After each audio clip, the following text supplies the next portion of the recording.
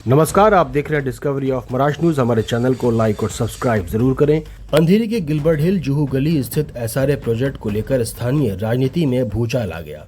अकरम नाम के एक व्यक्ति द्वारा सोशल मीडिया पर वीडियो जारी कर समाजवादी पार्टी के नेता सैयद निजामुद्दीन खतीब पर गंभीर आरोप लगाए गए हैं। इन आरोपों के बाद खतीब ने डिस्कवरी ऑफ महाराष्ट्र न्यूज के माध्यम से अपनी चुप्पी तोड़ते हुए पलटवार किया। अकरम ने अपने वीडियो में दावा किया कि सैयद निजामुद्दीन खतीब भले ही समाजवादी पार्टी में है, लेकिन वो पर्दे के पीछे से भारतीय जनता पार्टी के लिए काम कर रहे हैं। अकरम ने यह भी आरोप लगाया कि खतीब और भाजपा विधायक अमित साटम के बीच साठगांठ है। इन आरोपों पर सफाई देते हुए खतीब ने डिस्कवरी ऑफ महाराष्ट्र न्यूज के संवाददाता सिराज शेख को विस्तार से जानकारी दी। खतीब ने इन आरोपों का निर्धार किया और छवि खराब करने की साजिश बताया। आइए देखते हैं। निजाम खतीब जी, कल की बात होगी शायद, एक शख्स ने वीडियो वायरल किया था कि आप यहाँ पे घर तुड़वाने में आपका ही सपोर्ट था, बिल्डर से आपने पैसे लिए थे, उसको चल के आप क्या बोल रहे हैं? सबसे पहले बात तो चुचपुज्जे का नाम आरिफ का नाम अकरम है और मैं इसको इग्नोर कर रहा था इस वीडियो को, लेकिन ये मेरी मोहब्बत है। मेरे इलाके के अंदर इतने लोगों के मुझे फ़ोन आ गए कि भाई आप खामोश मत रहो। मैं इसको एंटरटेन कर ही नहीं रहा था, लेकिन बहुत सारे फ़ोन आए तो मुझे अभी जवाब देना पड़ रहा है। इसने कहा है कि घर मैंने तोड़ा। अबे बेवकूफ़, ये घर 2008 के अंदर कांग्रेस ने तोड़ी है। बलदेव खोसा, अशोक तो जादव तो नहीं था, बलदेव खोसा, अमीन पटेल, बाबा सिद्दीकी, रफ़ीक कुरैशी, ये सब कांग्रेस के नेता थे। यही हमारे पास है और 44 साल के ऊपर उन्होंने हमारे 300 घर तोड़ दिए। समझा क्या? आज हम लोग दर बदर अगर हो है, आज अगर राम मंदिर जाके फंस चुके हैं और मेरे लोगों को आज भाड़ा नहीं मिल रहा है, तो उसके जिम्मेदार तेरी कांग्रेस है। समझा क्या? आप पे एक आरोप ये भी लगाया गया है कि आपके बीजेपी के पैसे से आपके डायलिसिस हो रहे हैं, आप बीजेपी को सपोर्ट करते हैं कहीं ना कहीं, क्या बोलते? इनकी तशरीफ के अंदर पिछवाड़े में इतनी घबराहट हो गई है कि कल मैं सिर्फ एक ही मीटिंग में आया, हालांकि मैं बीमार हूँ। मैं एक ही मीटिंग में आया तो उनकी नानी, दादी, नाड़े सब हिल गए।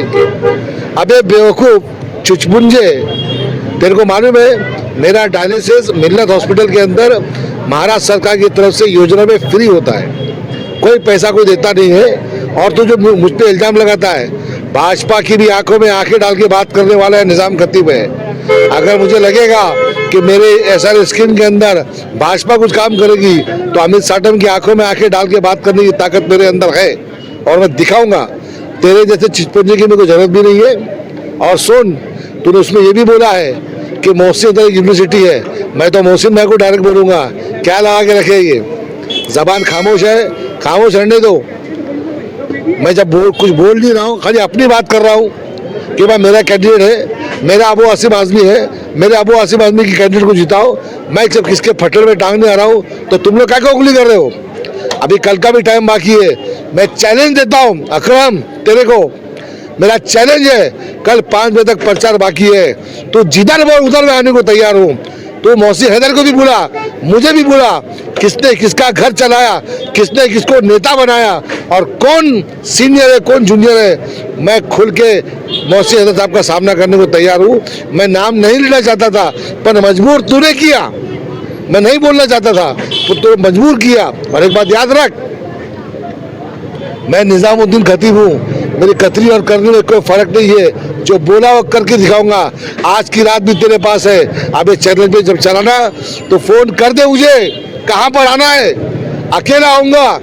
तू तेरी पूरी कांग्रेस की टीम लेके आ जा, अकेला तेरी बातों का जवाब दूंगा। लोगों को भटकाना बंद कर। और जलील इंसान बोल रहा, अबे तेरी औकात क्या है बे? अभी मुझे किसी ने बताया कि ताई के कोई ताई है, उसके बाहर कोई संडास है, वहाँ का 6000 भाड़ा तू खाता है। अबे संडास की कमाई खाने वाले तू सैयद, ये सैयद है, ये निजामुद्दीन सैयद है, ओरिजिनल सैयद, जो बोलता है करके दिखाता है। तैयार रहे, जहाँ तू बोलेगा वहाँ आऊँगा और जिससे सामना करना सामना करूँगा। मैं तैयार हूँ उसके लिए। अमित साटम जी का कहना है कि पहले डेमोलेशन फिर घर बनेगा, और मोहसिन हैदर जी का कहना है कि पहले घर फिर डेमोलेशन होगा। मेरी इस बारे में मेरी सोसाइटी के साथ आमदार अमित साटम के से मीटिंग हो चुकी है। जो अधिकारी है नड़दकर साहब, जो हमारे जिला अधिकारी, उनसे भी बात हो चुकी है।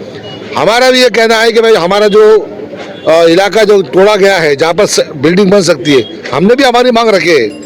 हमको ये बोला गया है कि प्लान प्रोसेस में है, पहले प्लान आने दो, प्लान आने के बाद बिल्डिंग कहाँ बनेगी और कैसे डेवलप होगा उसके बाद बात करेंगे। तो हम प्लान के इंतजार में हैं। जब प्लान हमारे सामने आएगा तो उस वक्त मैं सोसाइटी की मीटिंग लूँगा और मेरे इलाके के लोगों को विश्वास में लेके एक फैसला किया जाएगा, जिसमें गोपाल गैरेज से लेके तो बीट चौकी तक जो मेरा एरिया है सब लोगों को उसके अंदर राय में शामिल करूँगा और जो फैसला होगा वही माना जाएगा। ना हम भाजपा के गुलाम हैं, ना हम कांग्रेस के गुलाम हैं। लोगों के थके हुए भाड़े कई सालों के हैं, ये कब तक रिलीज हो सकते हैं, मिल सकते हैं? एसआरए के अंदर जो है ना सबमिशन चालू है, लेकिन हमारे वहाँ सबसे बड़ा प्रॉब्लम ये है कि किसी ने घर खरीदा है, किसी ने घर बेचा है, तो जो एनेक्चर में नाम होगा उसी नाम से चेक आएंगे।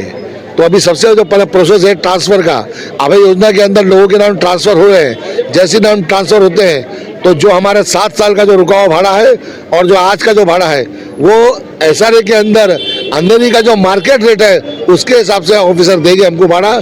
इसके लिए किसी चीज़ की कोई फिक्र करने की जरूरत नहीं है। Thank you very much.